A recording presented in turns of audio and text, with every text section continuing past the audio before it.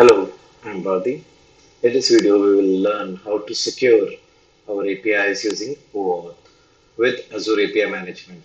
This video will provide you with a step-by-step guide to help protect your backend services and ensure only authorized users have access. Before we get started, a quick note. You should have a good understanding of Azure services, especially Azure API Management, Azure Entra ID, right, and basic understandings of app services. So as these are key to setting up authentication and authorization. Familiarity with OAuth 2 and API concepts is also important, though I'll be covering the key aspects as we move through the process. Now, why OAuth 2? If you're working with APIs, security is always a priority. So OAuth 2 is an industry standard protocol for authorization, as you know, making sure your APIs can be accessed only by the authorized users or applications. In this video, we'll be implementing OAuth 2 to protect your backend services, ensuring only authorized users can interact with them. So let's get started. All right.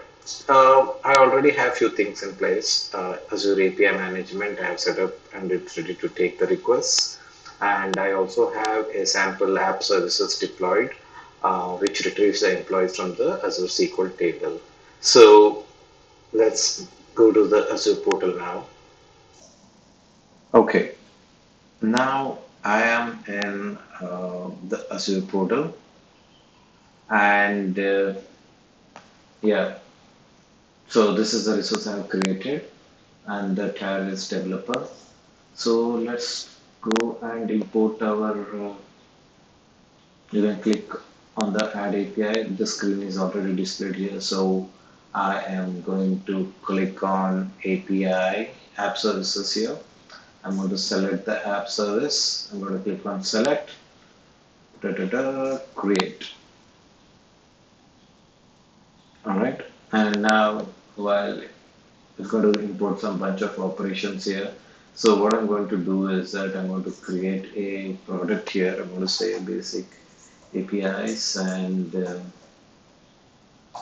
basic API description. Okay, I'm going to leave it like this. I'm going to say it is published and I'm going to select my APIs and click on create.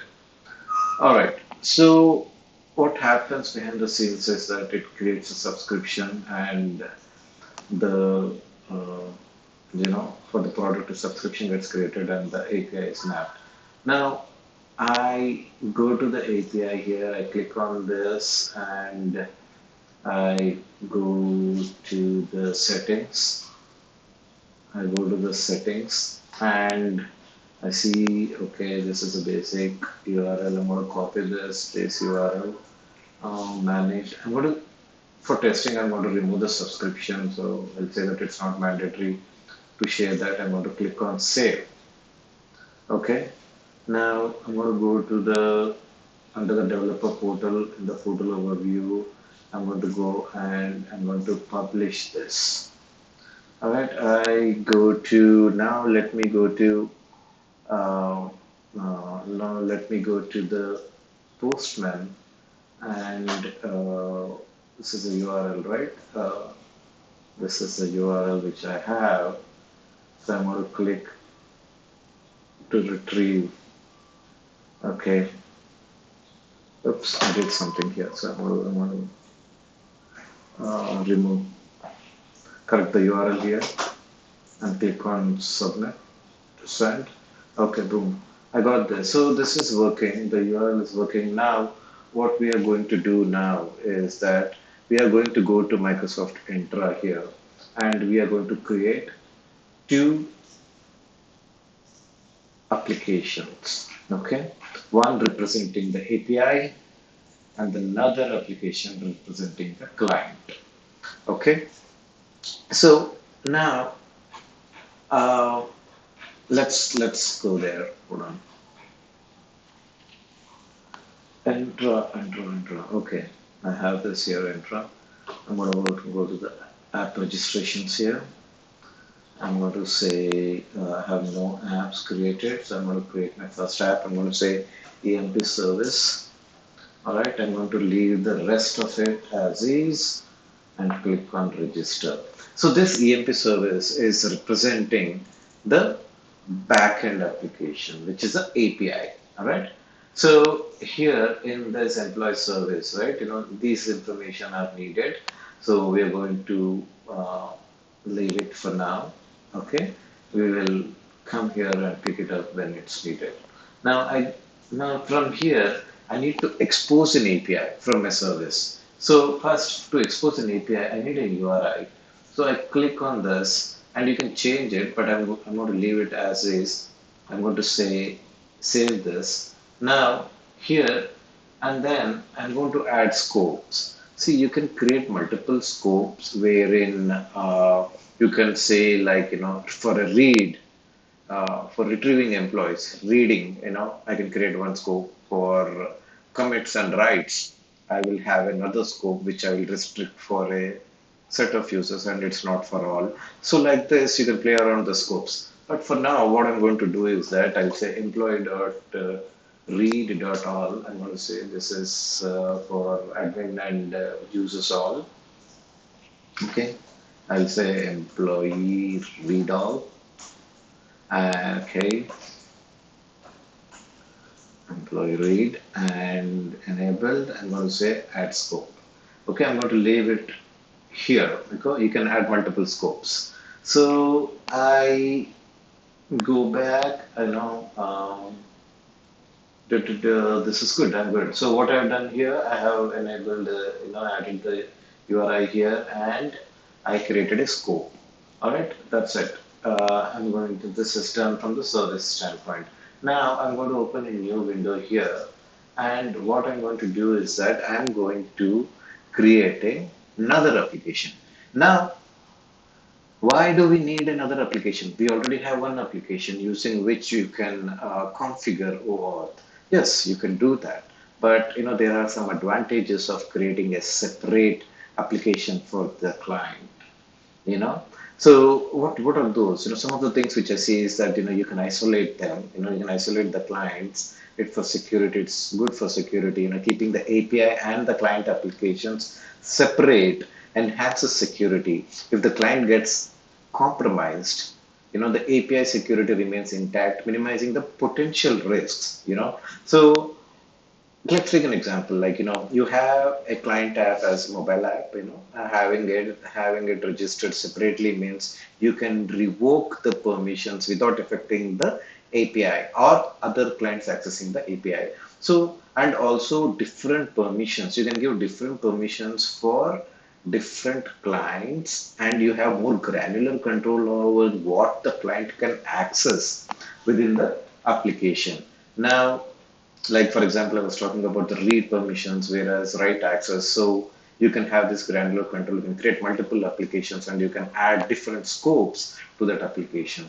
Now, and also it is simplified management because it's easier to track which applications are accessing the API and how they are accessing it.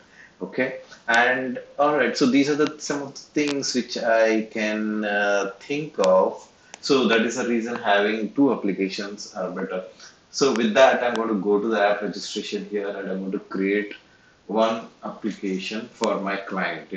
I'm going to use the Postman developer portal. So I'm going to say, let me keep it generic here. I'm going to say employee client, and we need to fill some things, but I'm going to leave it as is for now. Okay.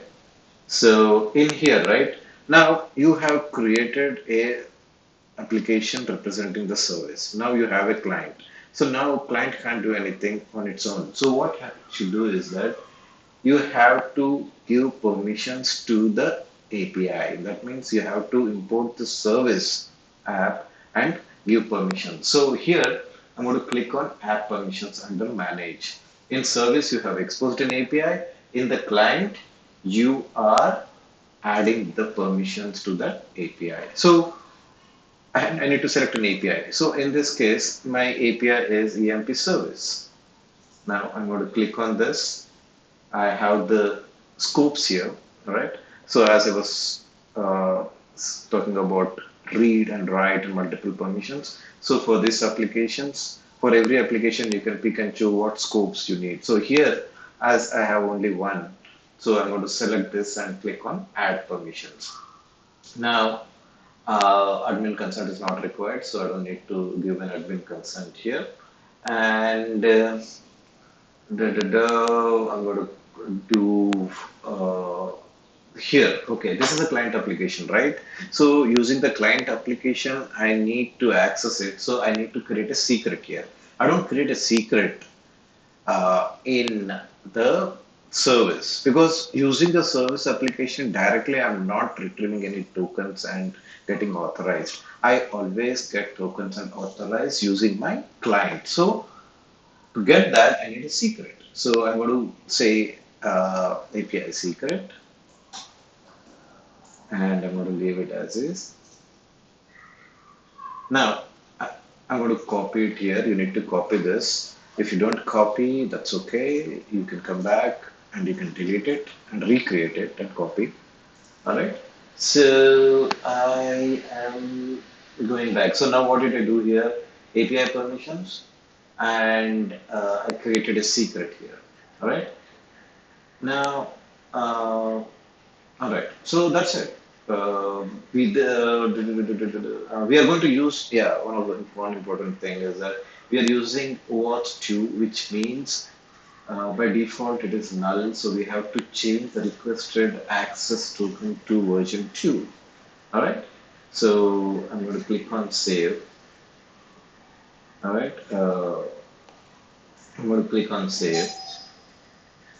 I need to go and do the same thing here as well in the service side.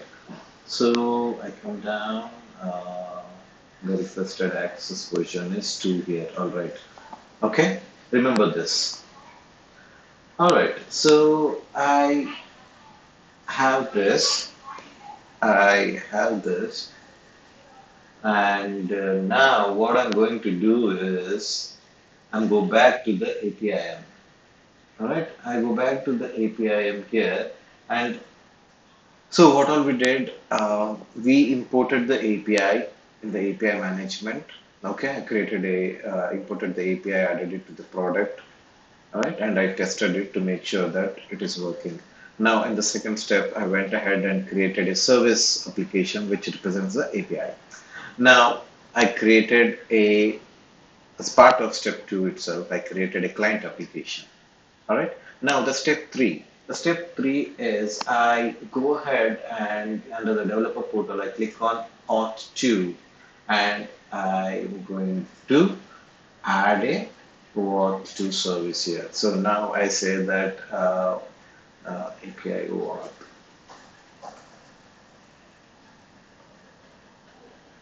Auth service. All right. I'm going to keep it like this. All right, and client registration. If you have a client registration page where the clients can register themselves, you can do that. Else, you can default it to local post. All right, authorization code, I'm leaving it here, the same. Now, authorization endpoint URL. What you can do is that you go to any application, okay, any of your applications which you have created, and you click on the endpoint here in the overview page, you will get the authorization endpoint. Okay, so you pick the v2. Remember, you have to pick the v2 here. Now I'm going to take this and I'm going to paste it in the authorization endpoint URL. Now I'm going to get lead. I can add post as well here.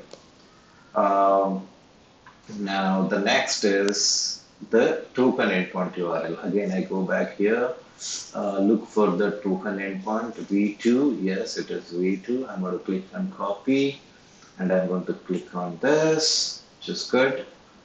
I'll leave it as in body. Authorization header is fine. Default scope, if you have any default scope, you can put it or you can leave it. So I have a default scope, in the APIs. I'm going to, as it's only one, so I'm going to add that. Um, I came here to my client, and in the API permissions, I clicked on the API. API here, and I copied the URL, and I'm going back here and adding it as a default scope. Client ID. Okay. So client ID is your client application ID. Okay.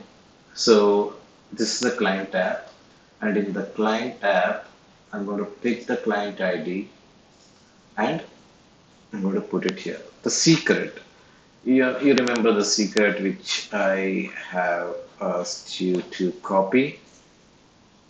You got to take that URL secret, and here this is the correct secret I picked. I can look at the last four digits and first three digits. QPS, yes, my friend, QPS is fine. All right.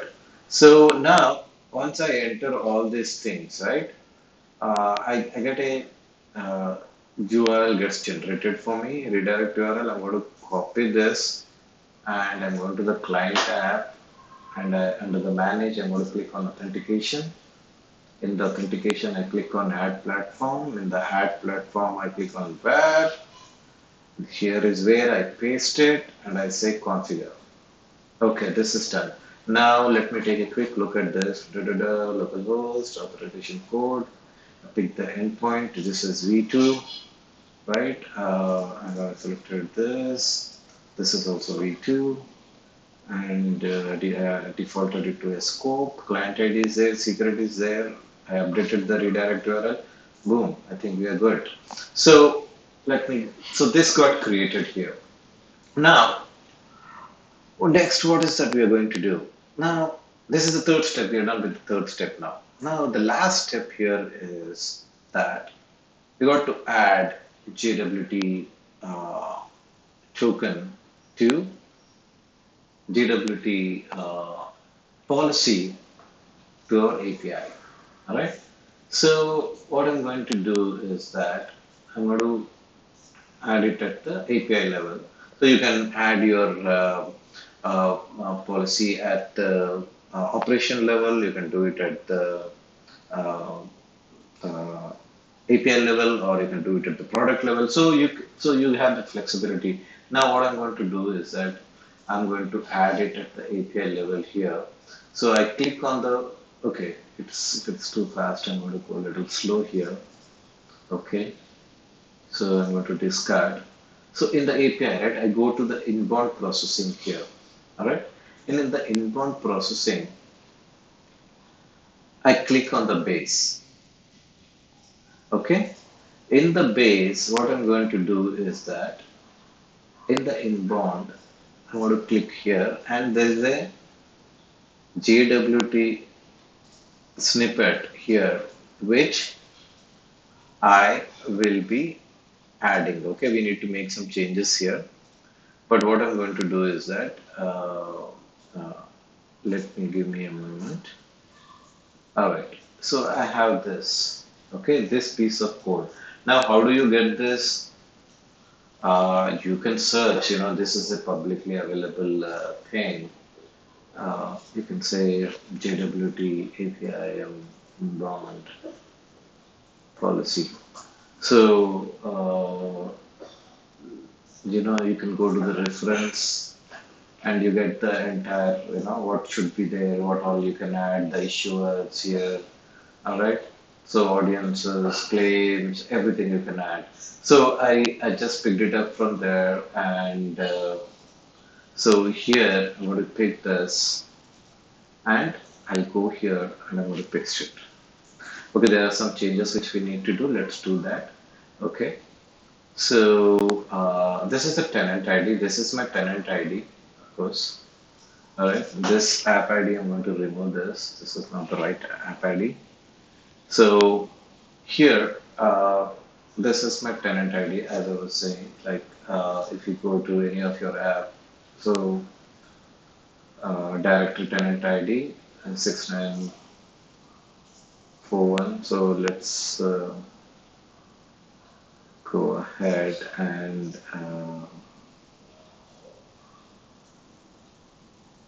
this is a different tenant ID. All right, so I'm going to pick that and I'm going to change this. All right, so Okay, now I got this. All right. And in the audiences, right? In the audience, who are my audience here? So my audience is to whom this we are requesting. We are requesting to the service to give us the data.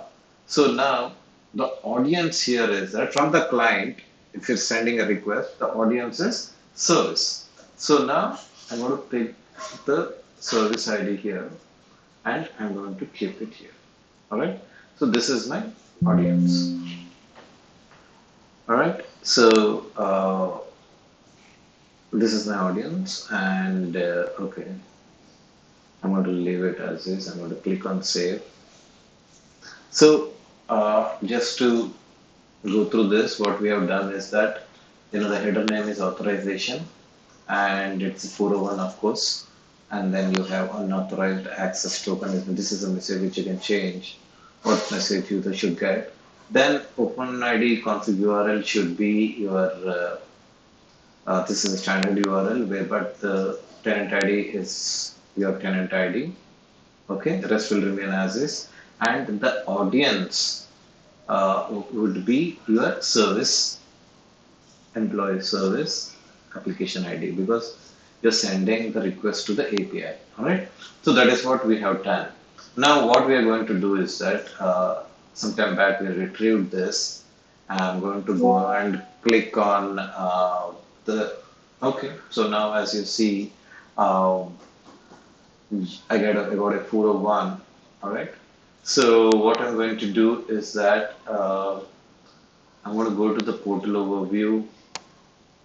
Procs should be enabled, quotes should be enabled, and I publish the site. Now I click on the developer portal. Now from the Postman, now it is time to try this out. So what we are going to do is that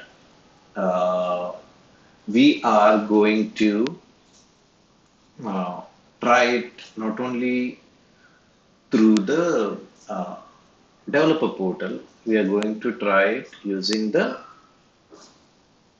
Postman as well. All right. So now what I'm going to do is that I'm going to go here and add a request. Okay. I'm going to add a request. In this request, all right, what I'm going to do is uh, let me go to the API management first. We'll try it from here first. I'm going to click on explore APIs, EMP service. That is correct. And I am going to go with the get method.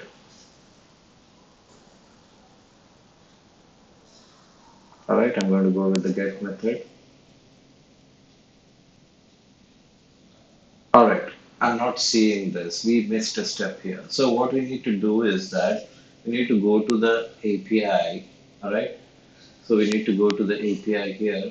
Click on the API. Go to the settings. Okay, go to the settings, and you have to, under the security, you need to click on OAuth here, and you need to select the service. Our server is the service which we have created, and click on save. Okay. So the message you are getting 401 is because we have added the policy, but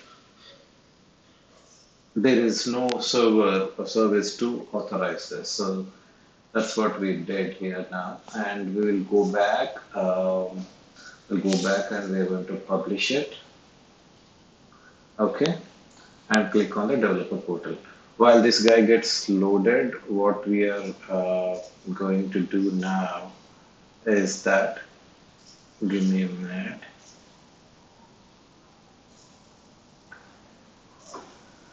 Okay, so what we are going to do is that we in the Postman, um,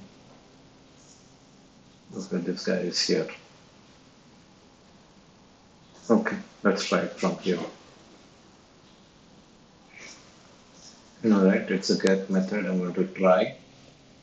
I click on authorization code. So permissions requested. I'm getting this uh, window here, so I don't need this window. So what I'm going to do is that I am going to employ client, and in the API permissions, I'm going to grant the admin consent here. Okay, let me grant the admin consent. Once I have granted the admin consent and go back, I should have not closed that. That's okay.